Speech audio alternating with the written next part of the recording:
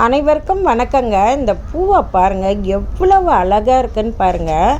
மிக மிக அழகான ஒரு பூ அப்படின்னு சொல்லலாங்க. இது வந்து செயின் ஆஃப் க்ளோரின்னு சொல்லுவாங்க, க்ளோரோடென்ட்ரம் சொல்லுவாங்க. நாங்கள் டான்சிங் டால் அப்படின்னு சொல்லுவோங்க.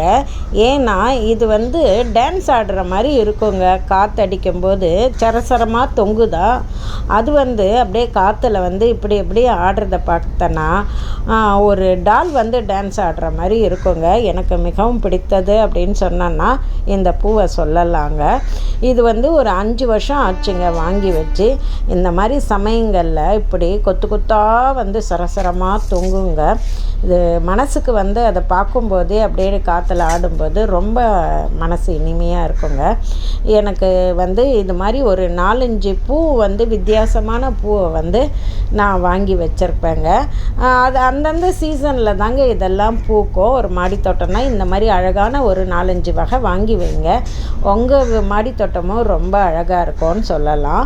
இதுலேருந்து லைட்டாக ஸ்மெல் இருக்குங்க. அப்புறமா பார்த்திங்கன்னா மண் கலவை முக்கியங்க.